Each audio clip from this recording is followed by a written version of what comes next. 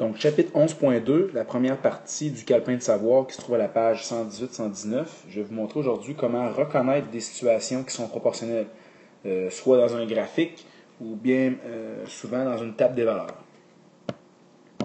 La définition, c'est la suivante qui se trouve dans votre calepin de savoir. Des situations mettant en relation deux variables, toujours deux variables, dont les valeurs associées donnent lieu à des rapports équivalents ou à des taux équivalents sont appelés des situations de proportionnalité ou situations de variation directe, sauf qu'ici, ce terme-là, on l'utilise beaucoup moins. Donc, situation de proportionnalité. Donc, voici un exemple. Comment on reconnaît? Vous avez une table des valeurs. Par exemple, je pourrais mettre la variable ici x, y. X pourrait être le temps travaillé en heures, puis y, le salaire total, par exemple. Peu importe. Ici, comment faire? Je vais regarder, première des choses, si les rapports des valeurs associées, donc les valeurs associées, ça c'est des valeurs associées ensemble. D'accord? Toutes ces cinq-là, c'est des valeurs associées. Si ces rapports-là sont tous égaux, mais la situation va être proportionnelle. Donc, je vais le faire.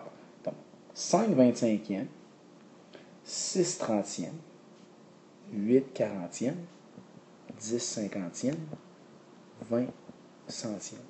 Donc, je vérifie, je pourrais toutes les mettre sur une même fraction avec un dénominateur commun, mais c'est beaucoup plus facile de les diviser puis trouver 0,2, 0,2, 0,2, 0,2, 0,2, ou bien aussi les réduire à toute la même fraction, là, qui est 1 cinquième. Donc à ce moment-là, ces 5 fractions-là, ces 5 rapports-là sont égaux, donc la situation est proportionnelle automatiquement. C'est comme ça qu'on le reconnaît. Deuxième façon qu'on pourrait voir, on pourrait regarder si le coefficient de proportionnalité, le coefficient en fait, c'est le chiffre par lequel on multiplie en haut pour avoir en bas, tout le temps. Si ce chiffre-là, ce coefficient-là de proportionnalité est constant dans les 5 cas ici, encore une fois, on a affaire à une situation de proportionnalité. Donc, 5 fois 5, est-ce que ça donne 25? Oui. 6 fois 5, 30? Oui. 8 fois 5, 40. 10 fois 5, 50. 20 fois 5, 100. Dans tous les cas, on a un coefficient qui est égal à 5. Donc, la situation est encore une fois proportionnelle. Donc, situation B, regardons si celle-là est proportionnelle. Je vais commencer par faire ici la technique des rapports. Donc, 1 sixième. Est-ce que c'est égal à 5 trentièmes, à 8 quarante-huitièmes, 10 cinquantièmes et 12 soixantièmes? Calculons-le. Ici, 1 sixième. 0,16 environ, bien sûr, là, pour celle-là. Même chose ici, 0,16, ça c'est périodique. 8 divisé par 48, également ça donne un sixième qui est 0,1 sixième. Et ici, regardez ce qui se passe. 1 cinquantième, oh, 0,2.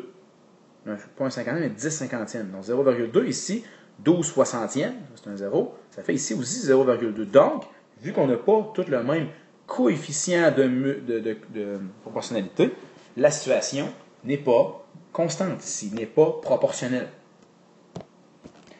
Autre chose, lorsqu'on a un graphique, ici on a l'axe, on a en fait les 4 cadrans, l'axe X, Y, Y, X ici.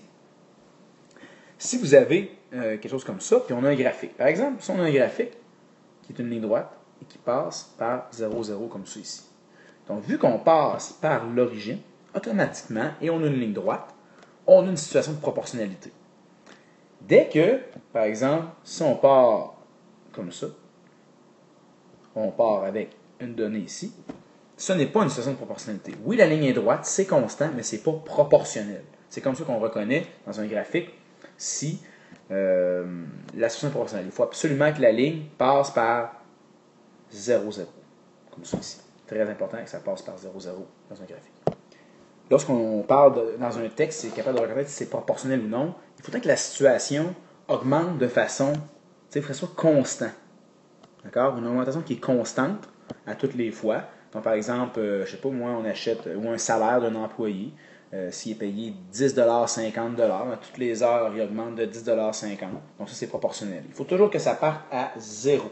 Au début, là, il faut toujours que ça soit égal à 0. Tu pars avec, par exemple, 0$ dans ton compte de banque, puis à tous les mois, tu mets 100$, 100$, 100$, 100$. Ça, c'est une situation qui est proportionnel à ce moment-là. Si on commence avec un montant au début, ce n'est pas proportionnel. Donc, augmentation constante, très important.